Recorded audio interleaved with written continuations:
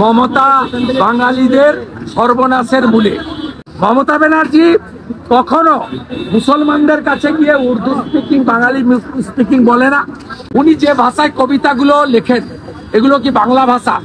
Voter তালিকা এবং বাংলা ভাষা আন্দোলন, এই দুই বিষয়কে অভিমুখ করেই 2026 সালের বিধানসভা নির্বাচনে অবতীর্ণ হতে চান মুখ্যমন্ত্রী মমতা বন্দ্যোপাধ্যায়।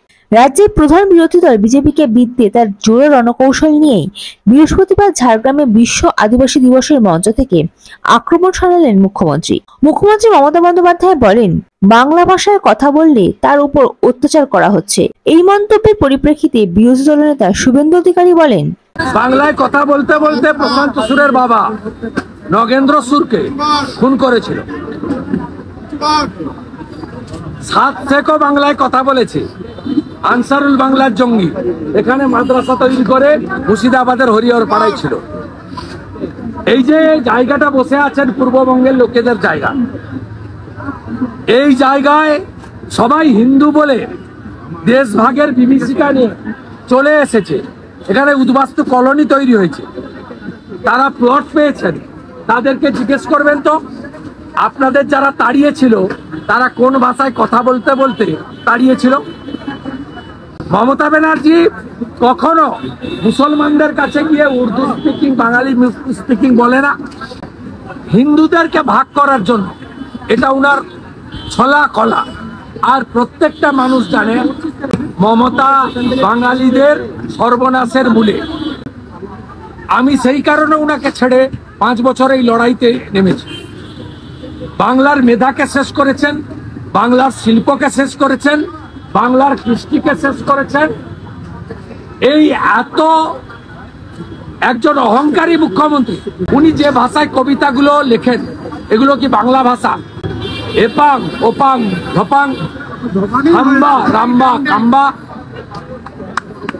ওনার যে কবিতার নাকে বই, এর সঙ্গে বাংলা ভাষার দফা রফা করে দিয়েছেন। উনি বাঙালি সংস্কৃতি জানেন কিনা আমার যথেষ্ট সন্দেহ আছে। যদি জানতেন তাহলে নিজের গলার উত্তরীয় খুলে বিদ্যাসাগরের গলায় পুলিশকে দিয়ে পড়াতেন। যদি বাংলার সংস্কৃতি জানতেন তাহলে তিনি 47-এ রবীন্দ্রনাথ ঠাকুর মারা গেছিল বলতেন না, রবীন্দ্রনাথ ঠাকুর 41-এ মারা গেছেন। অতএব এই মুখ্যমন্ত্রী বাঙালির সর্বনাশের মূলে। বাঙালি ঐক্যবদ্ধভাবে এই মুখ্যমন্ত্রীকে সরাবে। ইনি রোহিঙ্গাদের খালা আর বাংলাদেশি মুসলমানদের আপা। 9 আগস্ট নবান্ন অভিযানে ডাক দিয়েছেন আরজিকর কাণ্ডে নিহত মহিলা চিকিৎসকের বাবা মা। তাদের এই কর্মসূচিতে সমর্থন জানিয়েছেন রাজ্য বিধানসভার বিরোধী দলনেতা শুভেন্দু অধিকারীও। শনিবারের ওই কর্মসূচির বিরোধিতা করে দায়ের হওয়া জনস্বার্থ মামলার শুনানি হয় বৃহস্পতিবার। সেই শুনানিতে মামলাকারী এবং রাজ্য সরকার দুই পক্ষই নিজেদের বক্তব্য পেশ করে।